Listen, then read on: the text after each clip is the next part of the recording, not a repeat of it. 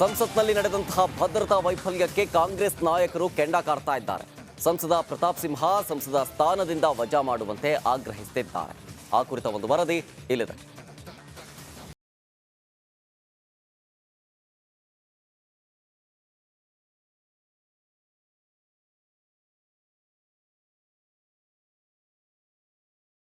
ಸಂಸತ್ನಲ್ಲಿ ನಿನ್ನೆ ಒಂಥರ ಭಯದ ವಾತಾವರಣ.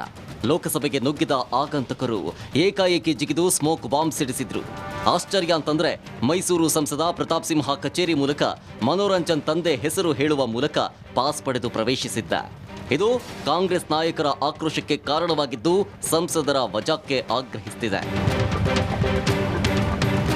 ಈ ಬಗ್ಗೆ ಪ್ರತಿಕ್ರಿಯಿಸಿದ ಗೃಹ ಸಚಿವ ಪರಮೇಶ್ವರ್, ಪಾಸ್ ಕೊಟ್ಟ ಪ್ರತಾಪ್ ಸಿಂಹ ಅವರನ್ನ ವಜಾ ಮಾಡಬೇಕು, ಯಾರು ತಪ್ಪು ಮಾಡಿದ್ರು ಅದು ತಪ್ಪೇ ಅಂತ ಹೇಳಿದ್ರು.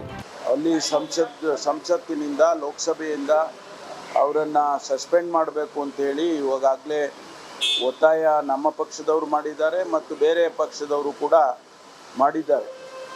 ಆಶ್ಚರ್ಯ ಏನು ಅಂತ ಹೇಳಿದರೆ, ಇದರ ಬಗ್ಗೆ ಗೃಹ ಮಂತ್ರಿಗಳಾಗಲಿ ಪ್ರಧಾನಮಂತ್ರಿಗಳಾಗಲಿ ಒಂದು ಮಾತನ್ನು ಕೂಡ ಇಲ್ಲಿಯವರೆಗೆ ಆಡಲಿಲ್ಲ, ವಿಷಾದವನ್ನು ವ್ಯಕ್ತಪಡಿಸಲಿಲ್ಲ. ಮುಂದೆ ಇಂತಹ ಘಟನೆ ಆಗೋದಕ್ಕೆ ಬಿಡೋದಿಲ್ಲ ಅಂತ ಹೇಳಿ ಒಂದು ಹೇಳಿಕೆಯನ್ನು ಕೂಡ ಅವರು ಕೊಟ್ಟಿಲ್ಲ. ಇತ್ತ ಸಚಿವ ಪ್ರಿಯಾಂಕ್ ಖರ್ಗೆ ಕೂಡ ಸಂಸದ ಪ್ರತಾಪ್ ಸಿಂಹ ವಿರುದ್ಧ ವಾಗ್ದಾಳಿ ನಡೆಸಿದ್ರು. ಸಂಸತ್ನಲ್ಲಿ ದಾಳಿ ಮಾಡೋರಿಗೆ ಪಾಸ್ ಕೊಟ್ಟವರು ಯಾರು? ಇದೇ ಕೆಲಸವನ್ನ ಕಾಂಗ್ರೆಸ್ ಮಾಡಿದ್ರೆ ದೇಶದ್ರೋಹಿಗಳು ಅಂತಿದ್ರು.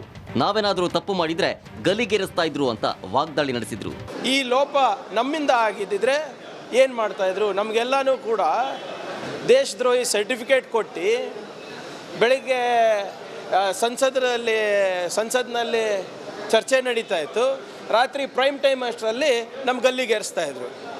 ನಾವು ಕೇಳ್ತಾ ಇರೋದು ಇವಾಗ ಪಾಸ್ ಯಾರು ಕೊಟ್ಟಿದ್ದು, ಹೇಗೆ ಸಿಕ್ತು, ಮತ್ತು ಅವ್ರಿಗೆ ಯಾಕೆ ವಿಚಾರಣೆ ಕರೆದಿಲ್ಲ? ಇನ್ನು ಮೈಸೂರು ಸಂಸದರಾದಂಥ ಪ್ರತಾಪ್ ಸಿಂಹ ಅವರು ಎದೆ ತಟ್ಟು ಮಾತಾಡ್ತಾರೆ, ಕಾಂಗ್ರೆಸ್ ಬಗ್ಗೆ ಮಾತಾಡ್ತಾರೆ, ರಾಹುಲ್ ಗಾಂಧಿ ಬಗ್ಗೆ ಮಾತಾಡ್ತಾರೆ, ಸಿದ್ದರಾಮಯ್ಯ ಅವ್ರ ಬಗ್ಗೆ ಮಾತಾಡ್ತಾರೆ, ಡಿ ಕೆ ಶಿವಕುಮಾರ್ ಬಗ್ಗೆ ಮಾತಾಡ್ತಾರೆ. ನನ್ನ ಬಗ್ಗೆ ವೈಯಕ್ತಿಕ ಟೀಕೆ ಮಾಡೋಕ್ಕೆ ಟೈಮ್ ಇದೆ. ಆದರೆ ಇಂಥ ಒಂದು ದೊಡ್ಡ ಲೋಪ ಆದಾಗ ಅವರ ಕಚೇರಿಯಿಂದ ಇರ್ಬೋದು, ಅವರಿಂದ ಇರ್ಬೋದು, ಇವತ್ತು ಎಲ್ಲಿದ್ದಾರೆ? ಬಂದು ಸ್ಪಷ್ಟೀಕರಣ ಕೊಡಲಿ, ಯಾಕಾಯಿತು, ಏನಾಯಿತು, ಹೇಗಾಯಿತು.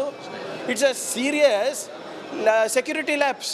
ಸಂಸತ್ನಲ್ಲಿ ನಡೆದ ಸ್ಮೋಕ್ ಬಾಂಬ್ ಕೇಸ್ ಸಂಬಂಧ ಸಂಸದ ಪ್ರತಾಪ್ ಸಿಂಹಗೆ ಕಂಟಕ ತಂದಿದೆ. ಇದಕ್ಕೆ ಸಂಸದರ ಪ್ರತಿಕ್ರಿಯೆ ಏನು ಅನ್ನೋದು ಕಾದು ನೋಡಬೇಕು.